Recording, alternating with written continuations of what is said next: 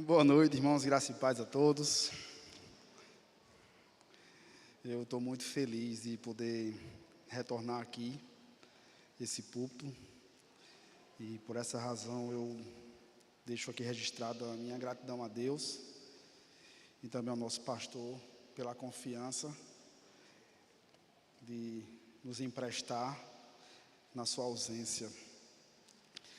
Vocês já sabem, imagino eu pelo menos, qual é o livro que a gente já tinha proposto há algum tempo atrás, apesar que a última vez falamos em 1 Pedro, mas vocês lembram qual é o livro que eu tinha proposto para a gente passar aqui as oportunidades que tivéssemos meditando nele? Vocês lembram ou não?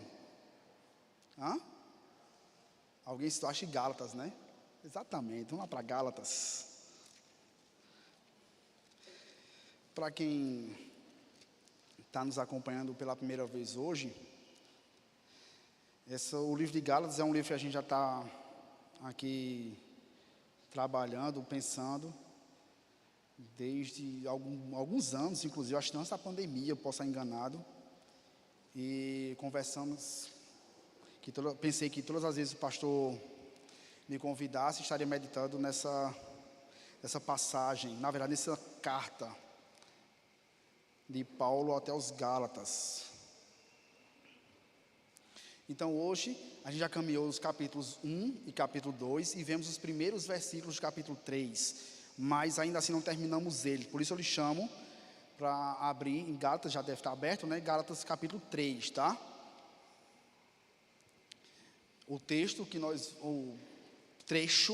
que nós vamos pensar nessa noite do versículo 6 até o versículo 14. Porém, antes de começar, eu quero dizer que eu estava lendo um determinado site, não lembro bem, e estava lendo a história de dois rapazes, um chamado John e um chamado Michael, que eles moravam lá no vilarejo, lá nos Estados Unidos. E John, ele era um camponês e era muito conhecido lá no vilarejo dele, na região que ele morava, por ser um rapaz muito honesto, um rapaz muito trabalhador. Só que chegou um dia em que ele foi acusado de assassinar uma jovem, uma menina, uma jovem. E por conta dessa acusação que repousou sobre ele, ele foi condenado à morte. Só que nesse mesmo vilarejo tinha um outro rapaz, como já citei o nome dele, Michael, que era um grande amigo de John. Ele é amigo desde a infância, muito próximo. E quando ele soube que John tinha sido condenado falsamente dessa acusação de assassinato com essa jovem, ele não acreditava no que estava acontecendo com John, perdão. Porque não somente ele, mas todo mundo do vilarejo, eles tinham uma percepção. Eles sabiam muito bem que aquele jovem não era capaz de cometer aquele crime. E aí, o próprio Michael, ele começou a investigar por conta própria exatamente esse assassinato dessa jovem. E, pasmem, quando ele começou a investigar, ele descobriu que a acusação a John era falsa. Só que o julgamento de John já tinha acontecido, a sentença já havia sido dada. E Michael não poderia fazer absolutamente nada por John. Então Michael, ele, por amor àquele jovem, aquele seu amigo, ele tomou uma decisão drástica. Ele se entregou à polícia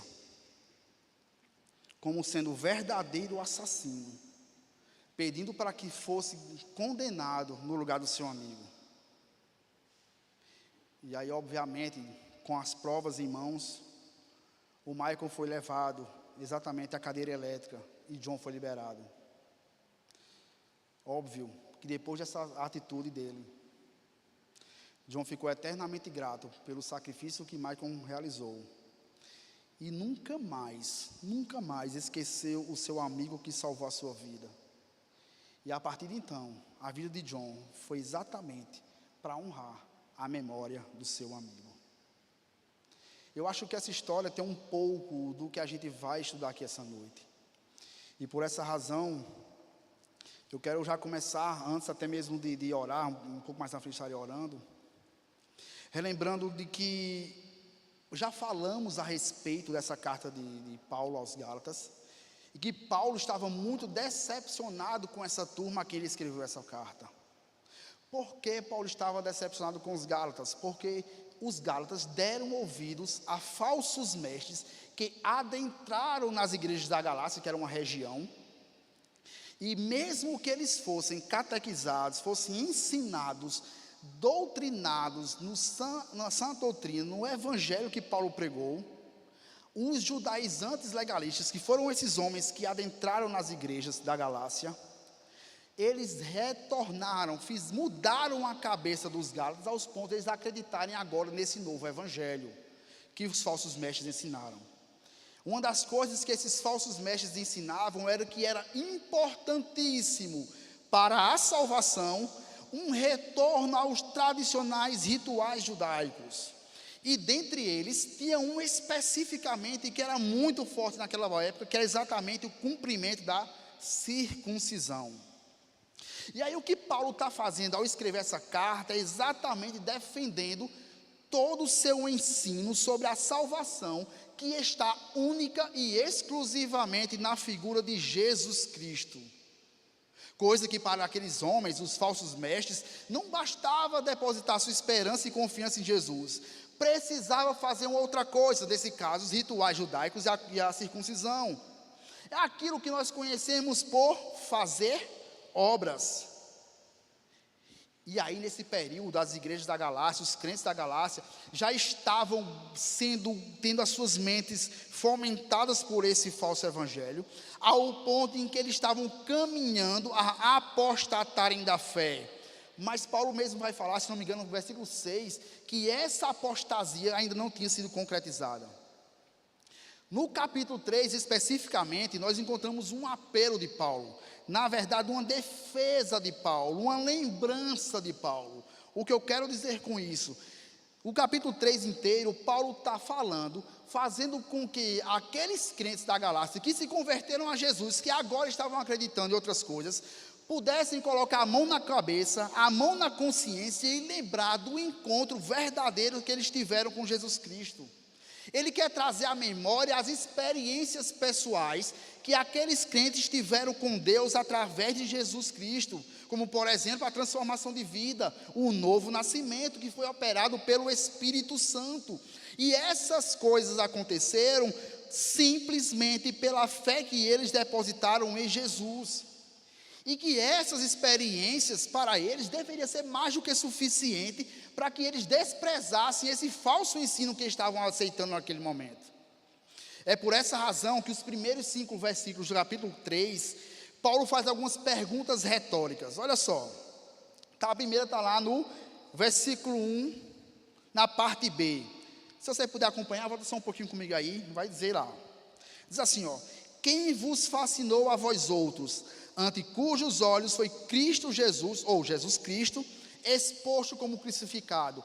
Era como se Paulo estivesse falando mais ou menos assim: meus irmãos Gálatas, vocês experimentaram a poderosa transformação que Deus operou em vocês por meio da fé. Vocês tiveram suas mentes renovadas com a verdade da necessidade do Cristo crucificado. Vocês foram ensinados claramente sobre o significado da cruz. Vocês foram ensinados sobre o poder de Deus. E pela fé vocês creram e receberam. E agora vocês esqueceram tudo que eu ensinei para vocês. Esqueceram que de fato Jesus Cristo foi crucificado em nosso lugar. Essa é a primeira pergunta que Paulo deixa muito claro, fazendo com que os Gálatas pudessem raciocinar e lembrar. A segunda pergunta está na parte B do versículo 2. Ele vai dizer: recebestes o Espírito pelas obras da lei ou pela pregação da fé?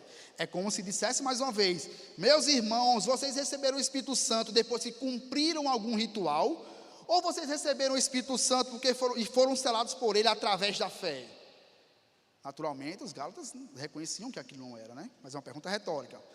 Outra pergunta que Paulo faz, está no capítulo 3, versículo 3, perdão. Sois insensatos que, tendo começado no Espírito, estejais agora vos aperfeiçoando na carne? Ou seja, vocês começaram a vida cristã depois que creram e confiaram no sacrifício de Jesus.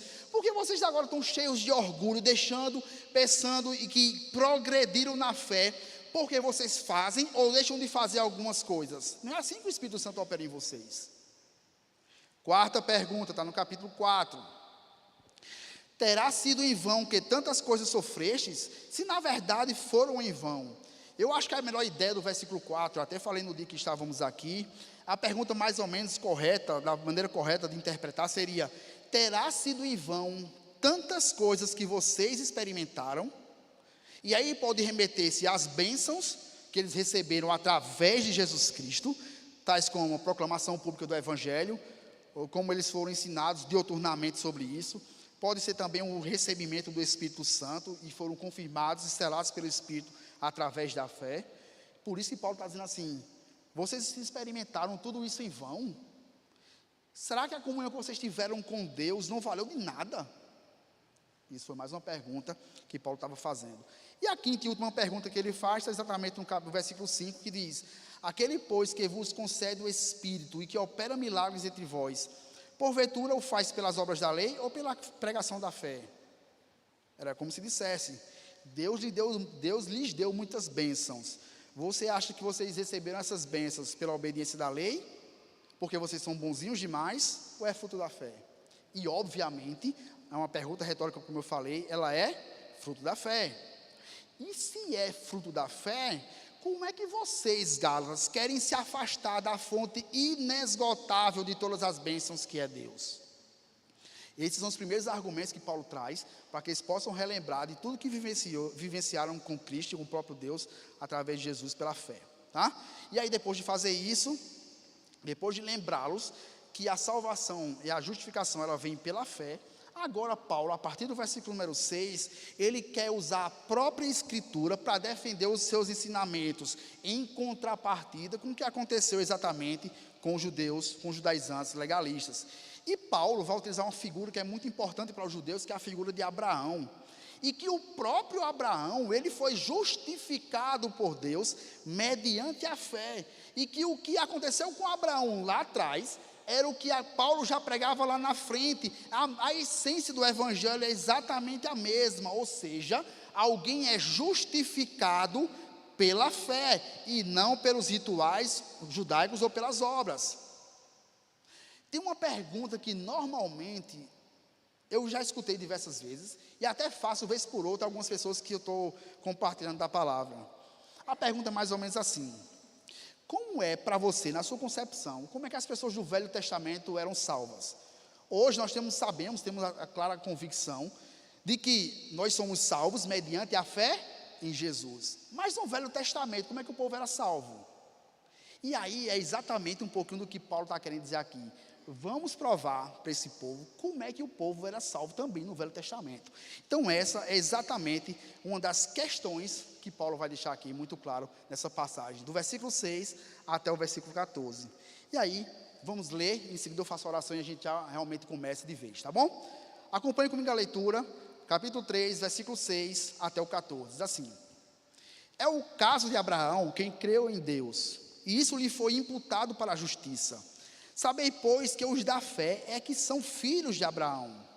Ora, tendo a Escritura previsto que Deus justificaria pela fé os gentios, pré-anunciou o Evangelho a Abraão: em ti serão abençoados todos os povos. De modo que os da fé são abençoados com o crente Abraão. Todos quantos, pois, são das obras da lei, estão debaixo da maldição, porque está escrito: maldito todo aquele que não permanece em todas as coisas escritas no livro da lei para praticá-las. Versículo 11: e é evidente que pela lei ninguém é justificado diante de Deus, porque o justo viverá pela fé.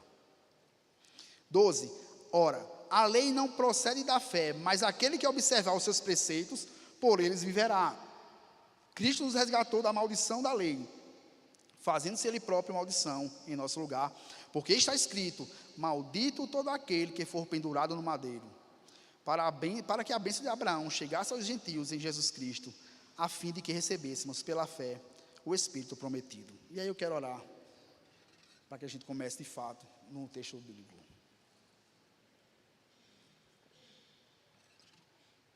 Senhor, a Tua palavra aqui está diante de nós.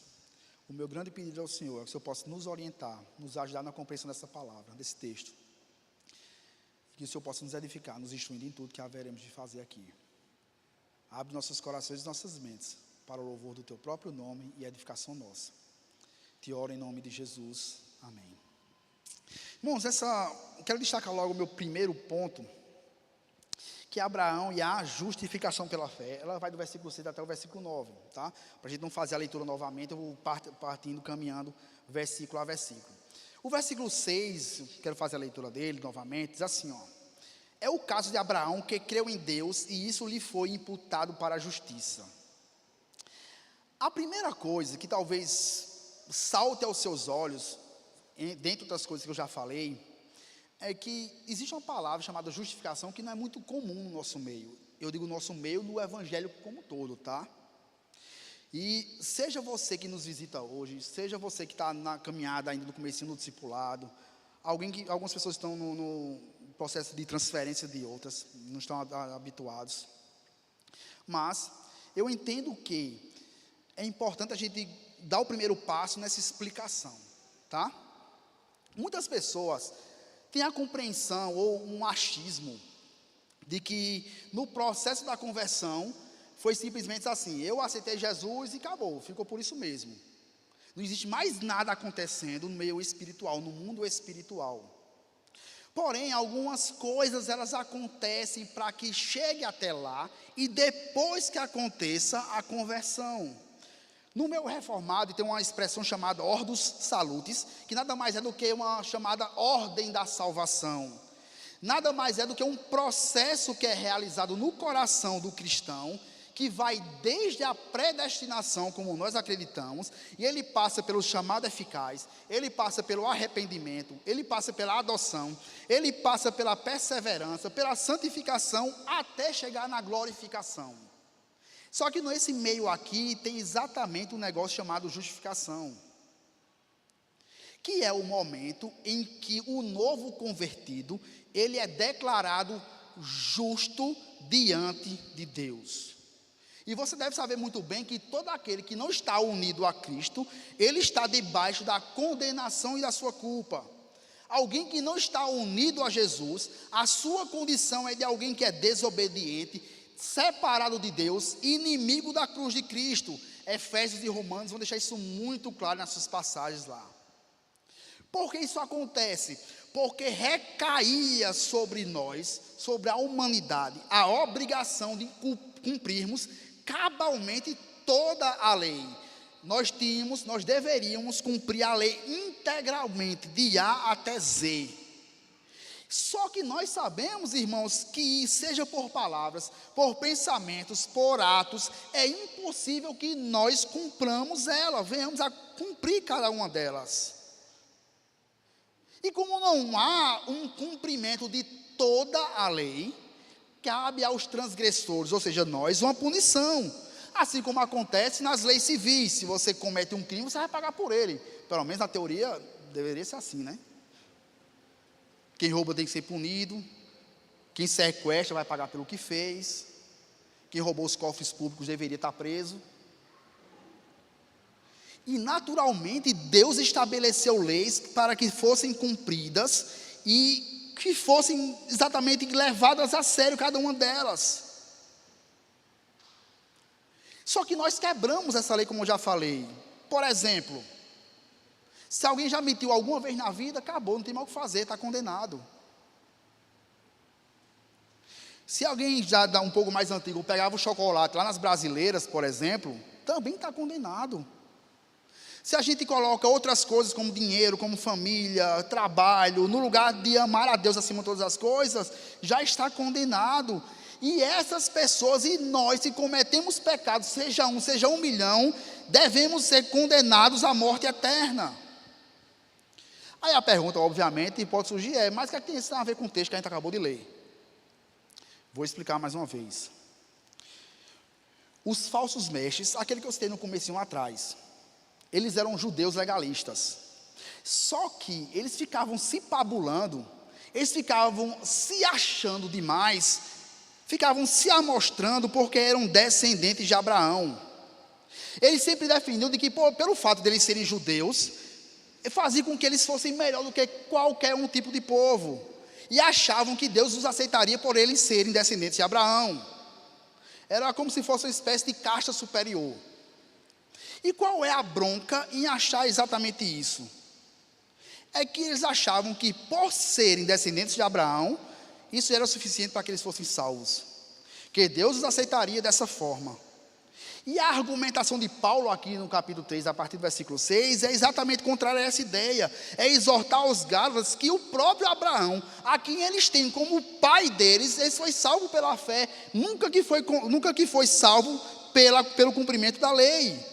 Não foi algo porque ele fez, não foi porque ele era judeu ou por ter sido circuncidado. Simplesmente Abraão creu e por conta disso lhe foi imputado para a justiça.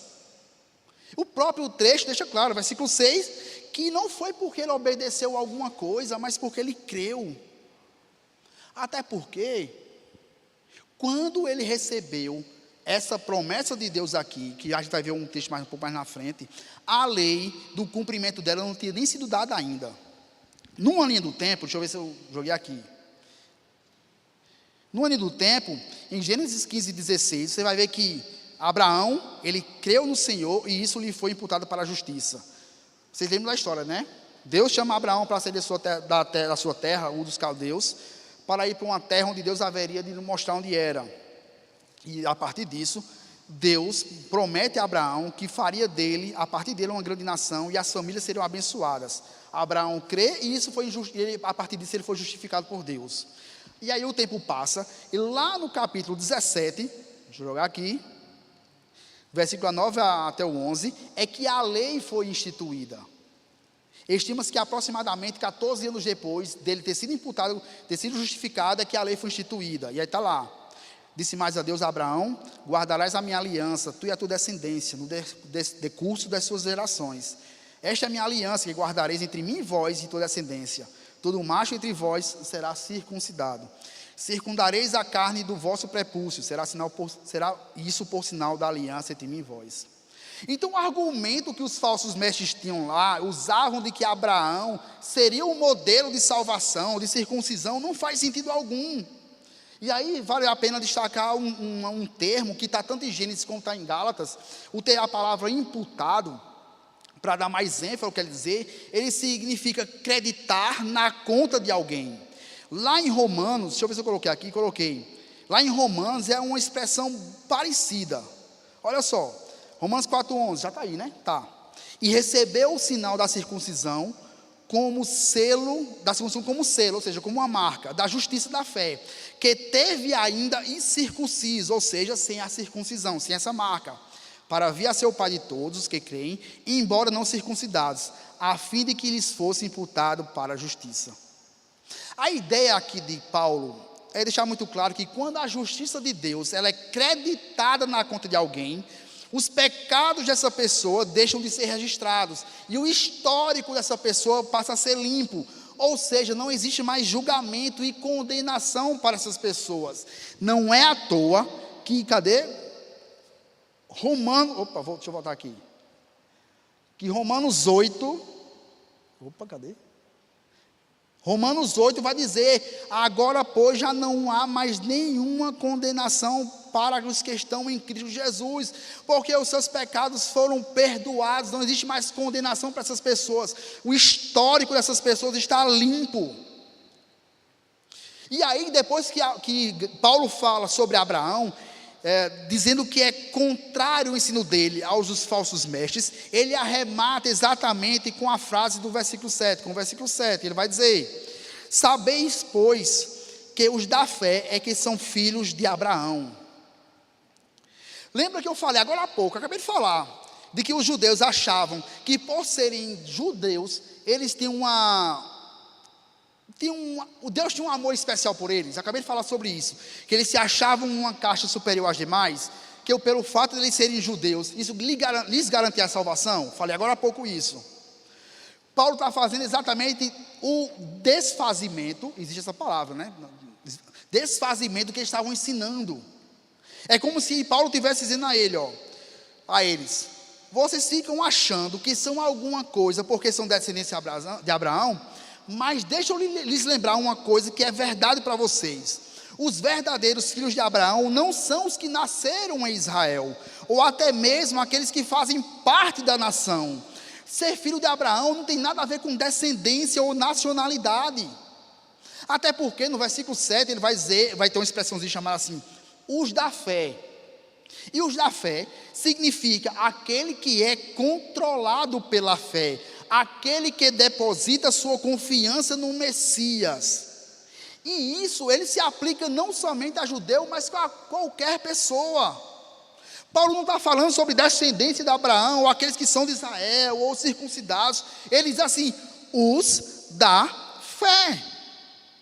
O que Paulo está querendo deixar muito claro aqui, ó, o que aconteceu com Abraão pode acontecer com qualquer pessoa, acontecerá com os demais. Era uma tentativa dele de acabar com essa história de que alguém pode ser salvo pelo que fez alguma coisa, ou pelo cumprimento de rituais, ou até mesmo por obras. Agora imagina os judeus ouvindo isso, ouvindo esse ensinamento de Paulo, dizendo que eles não precisavam ser judeu para ser salvo. E talvez fosse por essa razão que ele encontrou tanta rejeição naquele período.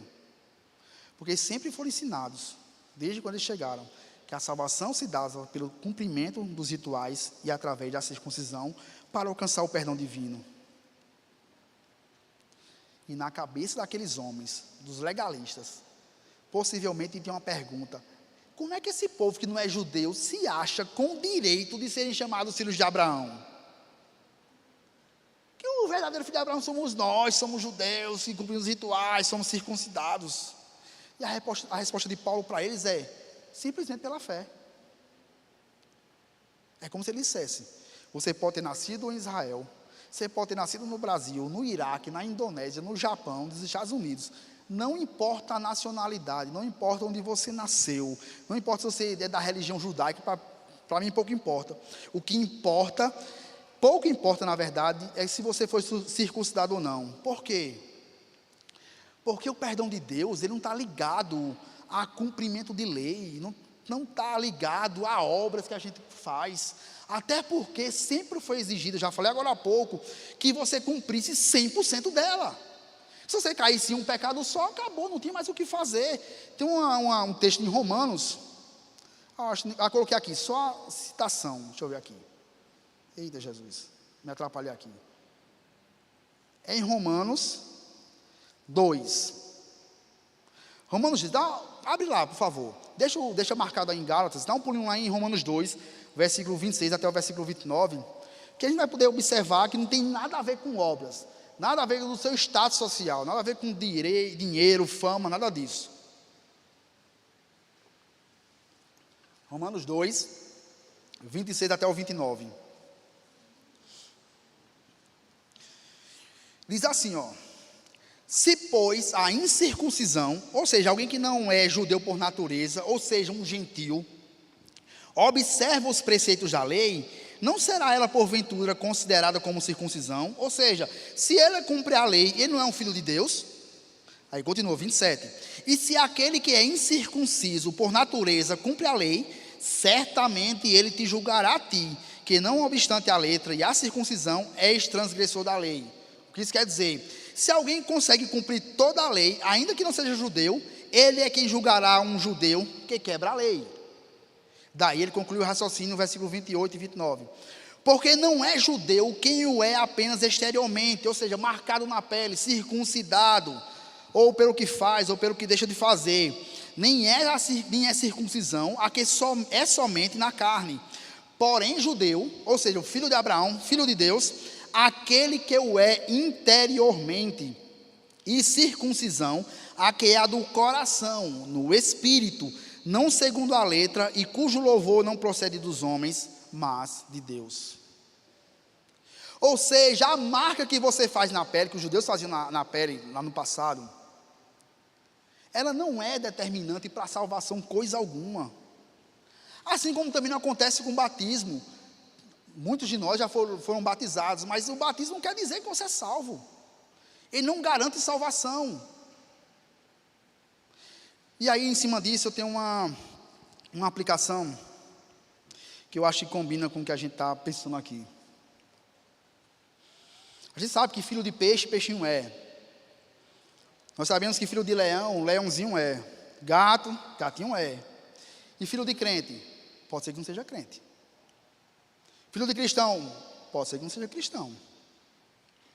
E irmãos, eu acredito que uma das confianças e descansos de um filho, ou de um marido, ou de uma esposa que tem, no caso, o filho tem um pai crente, os pais crentes, ou o esposo tem a esposa crente, ou a esposa tem um marido crente, é exatamente, ou fundamenta-se na fé dessa pessoa, que de alguma forma isso vai acabar respingando nela, ainda que inconsciente. Talvez seja isso que permeia no coração dessas pessoas. Muitas dessas pessoas até gostam, os filhos gostam que os pais vão para a igreja, que orem, que leiam a Bíblia, os maridos da mesma forma em relação às esposas, as esposas em relação aos seus maridos, gostam que essas pessoas sirvam na igreja, nos mais variados departamentos. Eles adoram que as pessoas, que seus pais, seus familiares estejam envolvidos na igreja, estejam envolvidos com Deus, mas eles não querem essa coisa, não querem se envolver com Deus. Eles vêm à igreja sem vontade alguma, eles não oram, não servem, não leem a Bíblia, porque não é interessante. É porque talvez eles confiem assim, se tiver realmente um julgamento eterno, por minha esposa ser crente, vai que Deus olhe para mim, né? Veja a gente como uma só carne, vai que passa batido. Tem muitas pessoas que pensam assim, que acham que pelos pais serem crentes, vai ter salvação. Por outro lado, nós temos aqueles também que mergulham no serviço da igreja. Tem aqueles que se envolvem muito pouco, tem aqueles que trabalham muito, e trabalhar na igreja, servir a Deus através da igreja é errado? Claro que não é. O ponto que eu quero destacar aqui é que na matemática da salvação, se houvesse isso, se eu pudesse falar isso, se você fizer uma coisa ou fizer 1 milhão de coisas, isso não vai capacitar ninguém para ser salvo. Na hora de ganhar o 10 lá na nota lá de Deus, não vai ter 10 não. Não adianta. Esses trabalhos, esses serviços que nós realizamos na igreja, eles devem ser feitos porque nós amamos a Deus e não para sermos salvos, não para conquistar o perdão de Deus, mas nós fazemos que já fomos perdoados, já ganhamos isso. E muita gente se ilude com essa realidade. Quantas e quantas vezes a gente já subiu para a igreja, e eu posso falar por experiência própria, a gente vem para a igreja sem a menor vontade de vir, mas é que no subconsciente está mais ou menos assim, eu vou para lá porque se Deus me ver, Ele vai colocar presença lá, um pezinho lá de presente, ou eu vou fazer isso na igreja porque Deus está me vendo, então com certeza Ele vai, ver que eu trabalhei lá e vai me dar uma moralzinha. Muitas vezes a gente não fala isso, mas é o que a gente sente. E talvez até a gente pode ter uma vida devassa por aí, uma vida totalmente torta lá fora. Mas eu vou para a igreja e Deus me perdoa. Inclusive, esse é um pensamento que permeia todas as religiões, exceto o cristianismo autêntico. Se você for olhar para a essência delas, você vai perceber que você precisa fazer alguma coisa para poder ser salvo.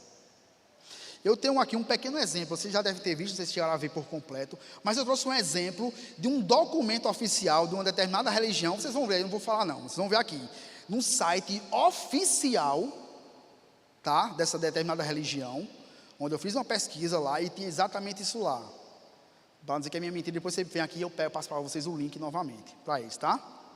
Mas olha só,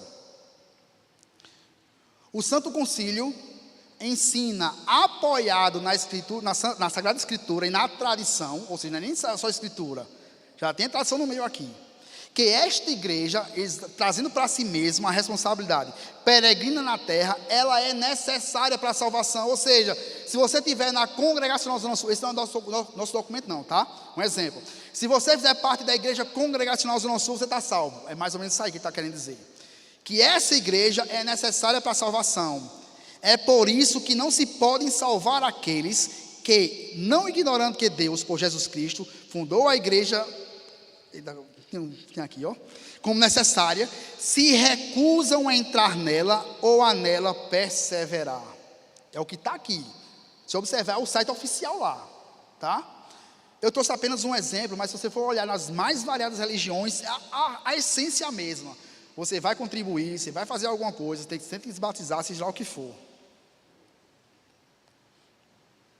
Meus irmãos, nós precisamos entender que fazer algo não garante-nos absolutamente nada. E eu tenho certeza que Paulo, ao falar essas coisas, ele não ganhou a maioria dos judeus. Ele, ao combater o falso ensino dos judeus legalistas, ele não ganhou a maioria. Assim como nós falarmos coisas dessa natureza para outras pessoas que não professam a mesma fé que nós, elas não vão acreditar, mas isso não deixa de ser verdade. Nós não podemos negociar o que é inegociável para atrair pessoas. A gente estava até conversando agora há pouco, né, na questão do discipulado, que a gente entende que é extremamente complicado. Você traz alguém para a igreja, né, um visitante, um amigo, sei lá quem for, e você fica temeroso com as palavras do pastor, né? Pastor, tem coisa que não pode falar não, porque ele pode se machucar e não vai voltar nunca mais. Mas tem coisas que é inevitável você falar. Não dá para você negociar o inegociável. Precisamos falar todo o conselho de Deus, seja do amor de Jesus, seja o amor de Deus, a santidade, a purificação, a ira de Deus, a pecados, qualquer coisa, precisamos falar sobre tudo. E aí eu quero passar para o meu segundo ponto, na verdade apoiar o argumento de Paulo na segunda vez, o segundo argumento dele, exatamente no versículo número 8, acompanhe comigo a leitura. Ora, tendo a Escritura previsto que Deus justificaria pela fé os gentios, pré-anunciou o evangelho a Abraão: em ti serão abençoados todos os povos. Ou seja, como é que o evangelho poderia chegar até Campina Grande, por exemplo? O que Paulo está fazendo aqui, eu quero relembrar mais uma vez para que fique muito vívido isso aqui, tá? Relembrar que ele está defendendo que o ensino que ele pregava outrora era contrário ao ensino dos judaizantes, que tanto gostavam de usar o Velho Testamento para apoiar suas ideias. É por isso que Paulo se vê obrigado a se apoiar o seu ensinamento também no Velho Testamento, como sempre foi feito no começo. E devemos lembrar, irmãos, que o que a Escritura fala, o que a Escritura promete, ela haverá de se cumprir. É uma promessa do próprio Deus, pelo simples fato dela ser a palavra do Senhor. E se Deus sempre prometeu, afirmou que justificaria os homens pela fé e nunca por obras, é assim que ele vai fazer do começo ao fim. E aí tem um texto muito legal, que nos ajuda a entender essa ideia também, para asseverar ainda mais. De ti farei uma grande nação, Deus falando para Abraão, e te abençoarei e te engrandecerei o nome. Se tu uma bênção, abençoarei os que te abençoarem, e amaldiçoarei os que te amaldiçoarem. Em ti serão benditas todas as famílias da terra. Aqui temos uma promessa para Abraão que pode ser entendida de duas formas. A primeira delas é no conceito de etnias. Como pai dos judeus, através de Isaac, Abraão seria pai de muitas pessoas. Como também através de Ismael, ele também seria pai, de certa forma, dos gentios também. Mas também ele também se aplica a um aspecto espiritual, como Abraão sendo o pai de todos os crentes. A ideia da palavra abençoados ou benditas, como a gente pode encontrar em Gênesis e em Gálatas, indica muito mais do que uma mera prosperidade material, que sempre os judeus pensaram dessa forma. E alguém só poderia ser próspero materialmente se ele seguisse tudo que Abraão falava, inclusive a circuncisão. Mas o que Paulo está querendo fazer aqui é deixar muito claro que o significado da ideia de benditos aqui é muito mais profundo do que isso. A ideia da palavra ser bendito ou benditos trata-se de herdar a vida eterna. Trata-se da salvação plena e completa que seria estendida a todo o mundo. E Paulo está dizendo aqui, utilizando o Velho Testamento, que essa vida eterna, que essa salvação, ela passa e está centrada numa pessoa, que é exatamente o Messias prometido por Deus. E é somente nessa pessoa que gentios ou judeus, campinenses, paraibanos, brasileiros, ou de todas as nações, elas podem ser abençoadas por Deus, podem herdar a vida eterna.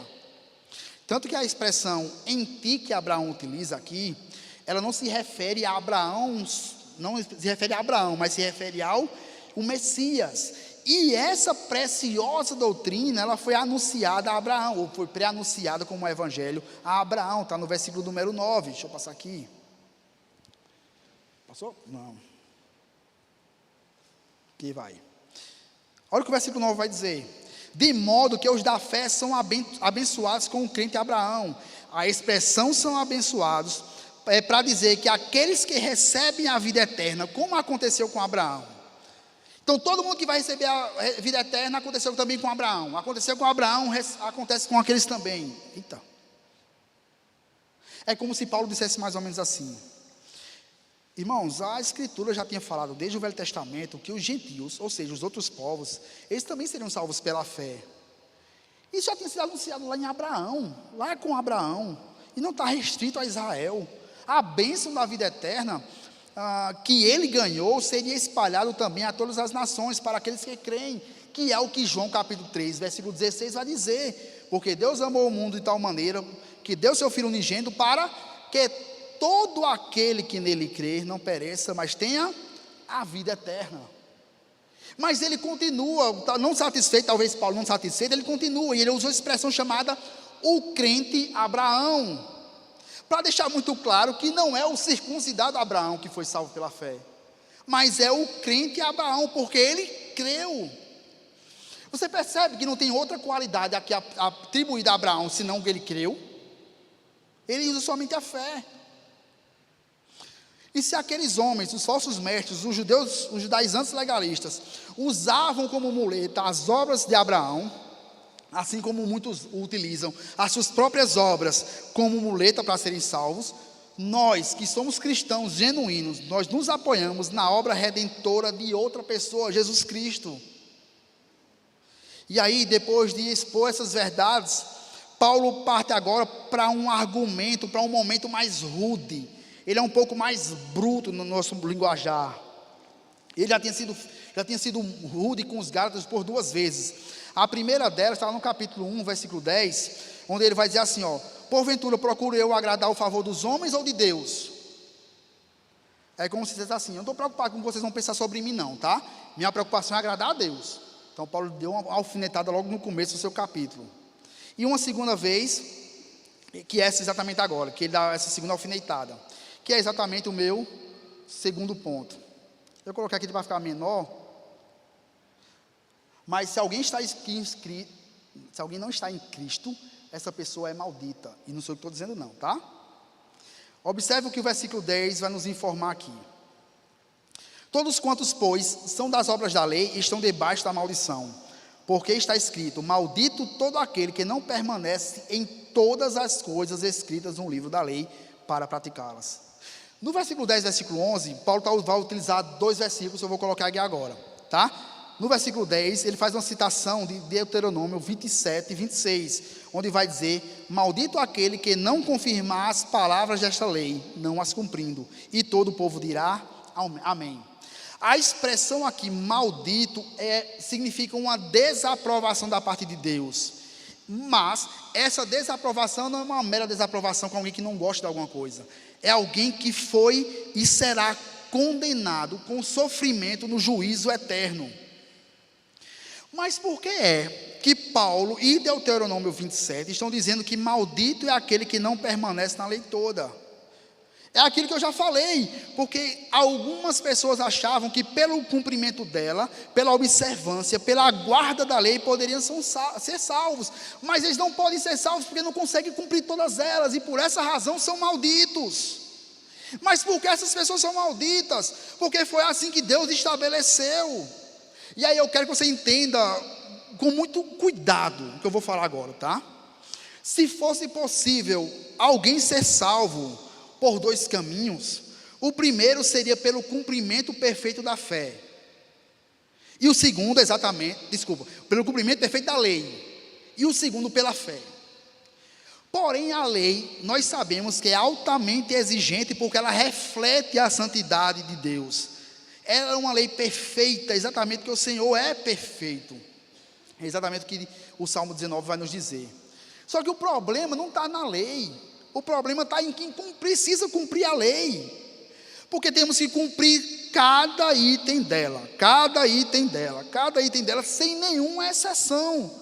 Observe o que Tiago, capítulo 2, 10 vai dizer, pois qualquer que guarda toda a lei, mas tropeça num só, não é 10 não, sabe? Num só, se torna culpado de todos. Só para você ter uma ideia, 1 João capítulo 1, versículos 5 e 6, vai dizer que Deus é luz e que nele não há trevas.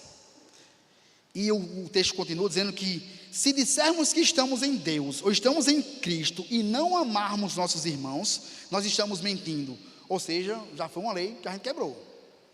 Se eu não amo meu irmão, já quebrei uma lei. Se eu pensei bobagem no dia de hoje, já quebrei a lei. E aí venhamos e convenhamos, quem nunca pensou? Quem nunca teve atitudes contrárias às Escrituras Sagradas? Quem nunca desejou coisas que não deveria desejar?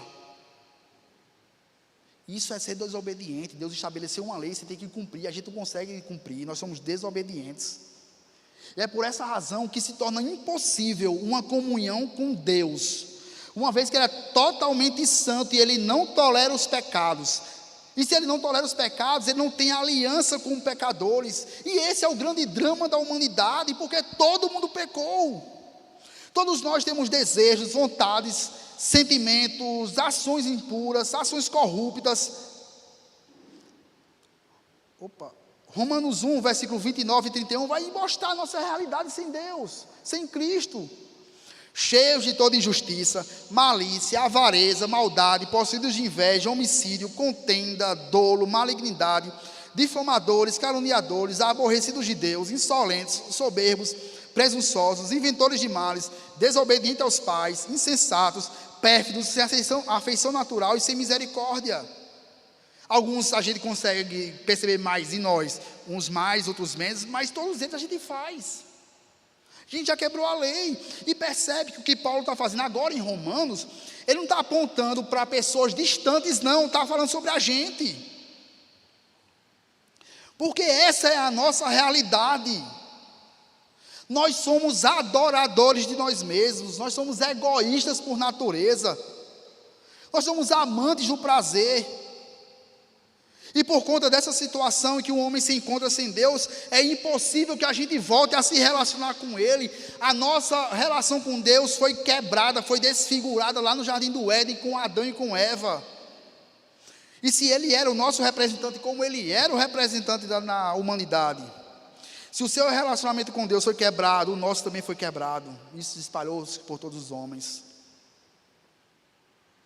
É o que a gente chama de morte espiritual. Por causa disso, nós somos condenados. Estamos passíveis de condenação. E se não for a mediação de Cristo, se não fosse a mediação de Cristo, inclusive hoje, nas nossas vidas, depois de salvos, nós estaríamos debaixo da maldição do pecado. E você percebe que a nossa comunhão com Deus, mesmo unidos a Cristo, ainda é falha. Porque a gente busca fazer o bem, a gente busca fazer a sua vontade, a gente não consegue fazer isso de forma plena e perfeita. Porque a gente ainda carrega o pecado em nossas vidas. E a gente até pode ser bondoso em algum aspecto, a gente pode ser generoso em algum aspecto, a gente pode ser amoroso em algum aspecto, paciente em algum aspecto. Mas lembra, essas qualidades, que não são inatas a nós, mas foi Deus quem compartilhou conosco, elas não cobrem os nossos delitos e pecados, elas não apagam nossas falhas. É por isso que lá fora a gente vai ver tantas pessoas que são bondosas, são generosas, são amáveis, mas se elas não estiverem unidas ao Messias, essas pessoas estão caminhando para o inferno. Porque a santidade de Deus, ela exige perfeição, mas ela também exige punição dos pecadores. É por isso que não resolve nenhum tipo de esforço que a gente possa fazer. Nada conquista a Deus. Eu me lembrei agora de uma música. Eu não vou saber cantar, óbvio, porque eu não estou lembrando aqui dela, mas ela fala que alguma coisa que queria chamar a atenção de Deus. Eu não vou lembrar agora, me fugiu da mente. Fugiu da mente não, porque eu não estava nem lembrando disso, não estava nem aqui no esboço.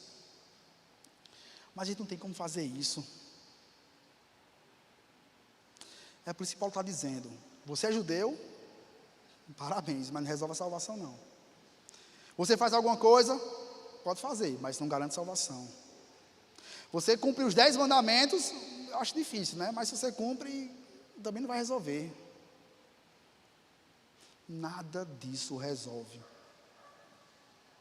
É por isso que ele conclui fazendo uma nova citação do Velho Testamento no versículo número 11. E é evidente que pela lei ninguém é justificado diante de Deus, porque o justo viverá pela fé. Ele faz uma citação aqui de Abacuque, capítulo 2, versículo 4, onde vai dizer: eis o soberbo, sua alma não é reta nele, mas o justo viverá pela fé. E óbvio, eu acabei de falar que a justificação não acontece por ela. Deuteronômio afirma exatamente isso. Aqui em Abacuque é mais uma prova de que fé e obras, elas são totalmente opostas. Enquanto uma diz que você pode se salvar por obras, mas na verdade você não é salvo por obras, a outra fala que exatamente pela fé. E aí sim você estará posicionado como justo diante de Deus e terá a vida eterna. Esse foi o grande ponto, um dos grandes pontos na verdade, mas talvez o principal. O grande estopim da reforma protestante com Martinho Lutero. Uma das coisas que ele batia de frente com a igreja católica era exatamente esse: que não precisa você dar dinheiro para ser salvo, você não vai conquistar um terreno no céu porque dá dinheiro, contribui exatamente para alguma igreja, mas sim que o justo viveria pela fé. Quando ele lê Romanos capítulo 1, versículo 17, o Espírito Santo sopra nele e ele tem esse entendimento. O fato é que o que aconteceu lá atrás é refletido exatamente hoje aqui. Se estamos aqui hoje, é porque isso aconteceu lá atrás com ele. Qual é a conclusão disso, irmãos? Não adianta ficar querendo comprar salvação.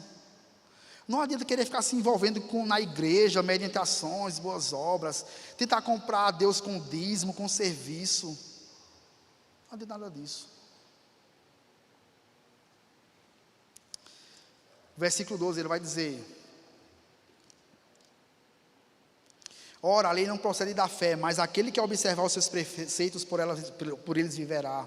Ele cita mais uma vez, só que agora ele cita Levítico: portanto, os meus estatutos, os meus juízos, guardareis, cumprindo-os, o homem viverá por eles. Eu sou o Senhor.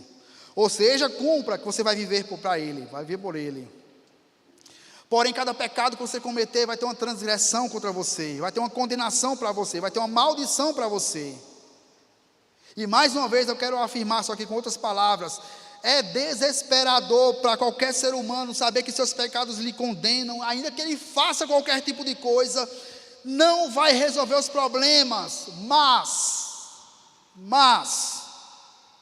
existe uma saída, existe uma esperança para os homens, e é exatamente o que Paulo vai nos ensinar aqui no nosso terceiro ponto, que é exatamente os versículos 13 e 14.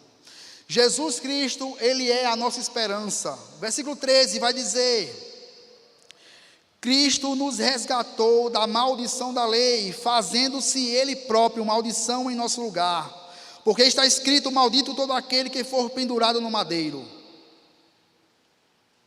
Agora Paulo começa a dizer assim que os efeitos de tudo que Jesus teve que passar na cruz tem exatamente um resultado. E ele começa nos informando que Cristo nos resgatou da maldição da lei. A expressão resgatar aqui no original tem um significado de comprar de volta, libertar.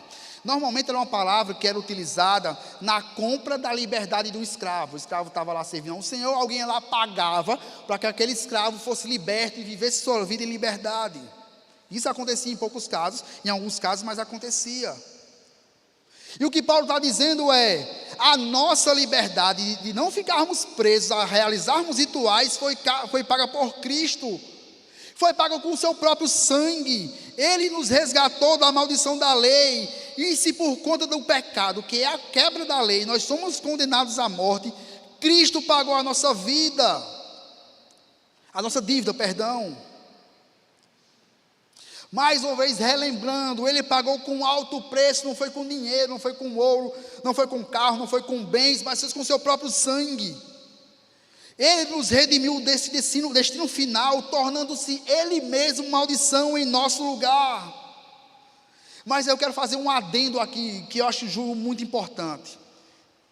Quando o texto vai dizer, muito claro, de que se Ele fez maldito, nosso lugar, Ele próprio maldição em nosso lugar, primeira coisa, não significa dizer que o próprio Cristo se tornou pecador. Ele não pecou em momento algum de sua vida, tá? Essa é a primeira coisa. Da mesma forma que isso não significa que ele foi reprovado por Deus como nós somos.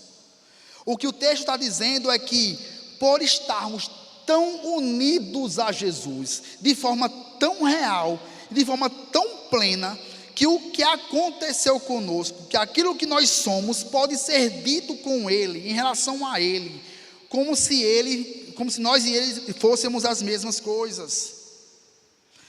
Ele como sendo nosso segundo representante, Ele assumiu o nosso lugar e levou sobre si as consequências do nosso pecado. Ele foi traspassado pelas nossas transgressões, Ele se fez pecado e maldição em nosso lugar, Ele se tornou maldito pelo que nós fizemos.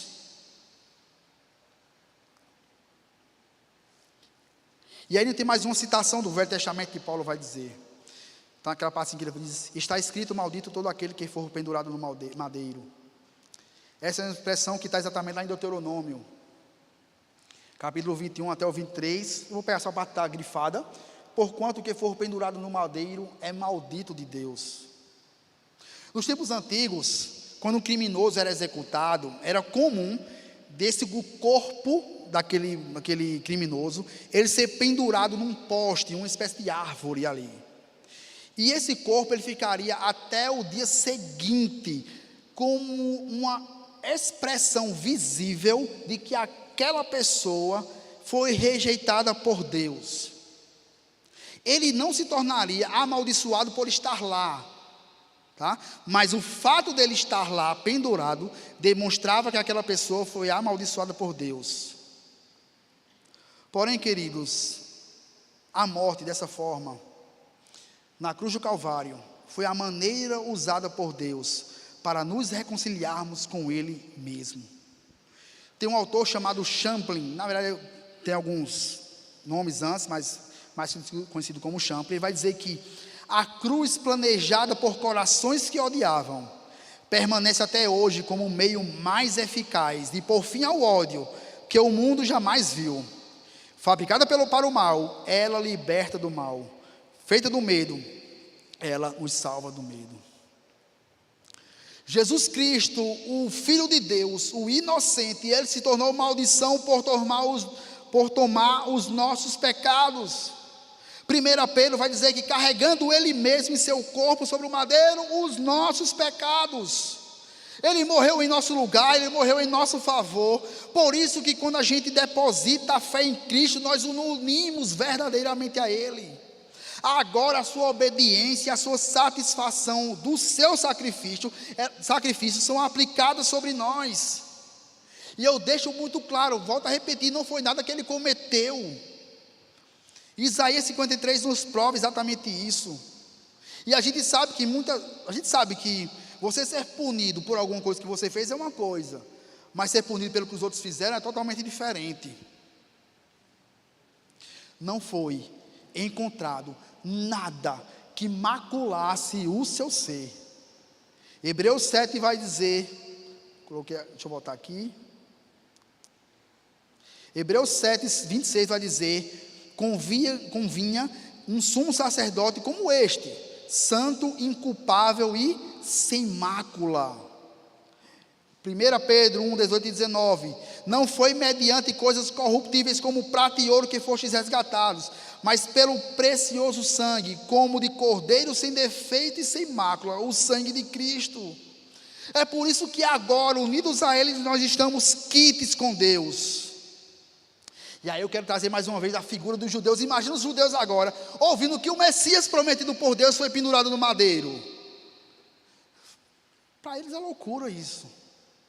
Principalmente que foi uma morte violenta, uma morte dolorosa, uma morte lenta. Para eles era a constatação de que Jesus não era o Messias prometido. Mas para nós, isso é a loucura do Evangelho. Um Deus santo, um Deus eterno, glorioso, majestoso, o Rei dos Reis, um Deus que pode todas as coisas, dono de tudo e de todos, encarnando num corpo mortal, se submetendo às leis desse mundo, a vir para esse mundo caído. E não somente isso, mas se entregando para sofrer e morrer por pecadores indignos do seu sacrifício. Jesus abriu mão, ainda que temporariamente, de toda a majestade que o envolvia e o que envolve, para ser humilhado na cruz. E é por essa razão que nós estamos aqui hoje. E foi por conta disso que podemos ter aquilo que conhecemos como bênçãos espirituais. É através de Jesus Cristo que nós podemos ser abençoados e podemos ter aquilo que nós temos, ser aquilo que nós somos. Emílio Garófalo disse: Cristo é colocado na cruz do Calvário e a sua morte faz um conserto incalculável. Essa mensagem, ela deve ser espalhada para todos os homens. E é por essa razão, irmãos, que recai sobre nós uma responsabilidade de proclamarmos o Evangelho, porque é por meio dele que pessoas vão ser resgatadas da condenação eterna. É por essa mensagem de um Deus encarnado que foi morto por nossos pecados, que padeceu pelas nossas transgressões, é que pessoas são salvas. E eu quero que você observe o versículo 13 na parte A até o versículo 14 na parte B, como se fosse juntando aqui para você entender melhor. Cristo nos resgatou da maldição da lei, fazendo-se Ele próprio maldição em nosso lugar, a fim de que recebêssemos pela fé o Espírito prometido. A pergunta que fica é: qual o meio de ter fé nisso que acabamos de ler e ouvir e receber o Espírito? Como é que a gente pode conhecer essas verdades? Óbvio que é pela pregação, mas eu quero deixar algo que eu entendo que seja muito precioso, não porque eu estou dizendo, mas é porque há preciosidade em si. Não é a pregação do pastor meramente, não é a pregação dos presbíteros, diáconos, evangelistas, missionários, departamento de evangelismo, mas por todos os crentes. Nós temos a responsabilidade de anunciar o evangelho a toda criatura. Spurgeon já falou uma certa vez que todo coração sem Cristo é um campo missionário. E também já falou uma certa vez que todo cristão, ou ele é um missionário, ou ele é um impostor. Então a gente não precisa esperar que apareça alguém no departamento de evangelismo para te levar a evangelizar. Saia por isso aí proclamando a verdade do evangelho. Nós fomos chamados para isso. Percebe? Nós somos nação, raça eleita, sacerdócio real, nação santa, povo de propriedade exclusiva de Deus. Para quê? Com qual finalidade? Proclamar as virtudes daquele que vos chamou das trevas para a sua maravilhosa cruz. Irmãos, o que Paulo vem dizendo, desde o versículo 6 até o versículo 14, é que a gente não consegue fazer nada para ser salvo. Porque a lei, ela exige uma perfeição no cumprimento dela, e a gente sabe que a gente não consegue fazer isso. Como também vem dizendo que quem nos resgata dessa maldição é Cristo Jesus, foi Ele que morreu por nós. Aí a pergunta é: por que sabendo dessa realidade, por que é que muitos homens vivem buscando uma paz em lugares ou coisas diferentes de Jesus Cristo? Por que é que os homens vivem de maneira tão inquieta sobre o seu destino final? Por que é que a humanidade, os homens preferem criar meios e fórmulas mágicas para se chegar ao Criador? Por que é que eles resolveram criar uma torre de Babel para chegar mais perto de Deus? Por que é que eles preferem criar bezerros de ouros ou outros deuses? Por que eles fazem isso se Deus já nos deu gratuitamente a salvação pela fé em Cristo Jesus, que é aquilo que nós mais precisamos? É nele que nós devemos confiar, é nele que nós devemos nos abrigar, é nele que nós devemos descansar. E quando Deus fez isso, Ele fez para que Ele mesmo fosse glorificado. Ele fez e faz todas as coisas para que a glória seja revertida para Ele, para que Ele mesmo receba a adoração. Quando Ele me resgata, quando Ele te resgata, é para que Ele seja glorificado.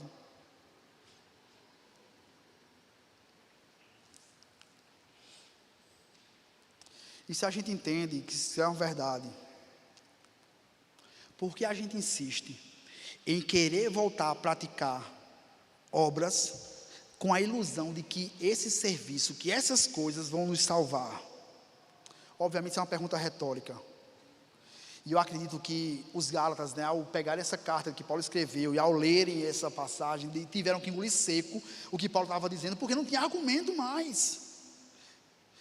Paulo, os judaizantes, legalistas, os próprios Gálatas, não podiam mais rebater Paulo. Ele já tinha sido, Paulo já tinha utilizado a experiência pessoal dos Gálatas, agora utilizou o Velho Testamento. Inspirado por Deus, Paulo conseguiu emudecer aqueles Gálatas.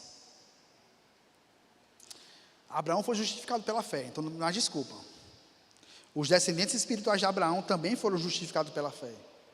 Nós também somos justificados pela fé. Qual a desculpa agora?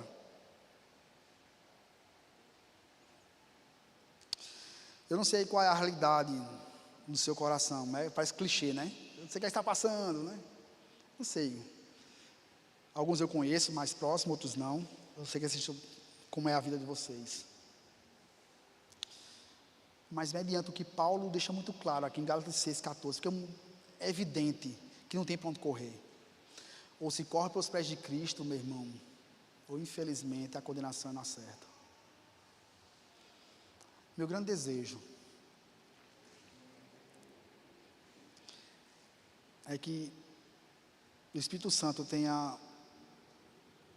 tirado as vendas dos seus olhos, caso você não seja convertido verdadeiramente. Ou se você se apoiava em alguma coisa que você poderia fazer para que Deus olhasse melhor para você.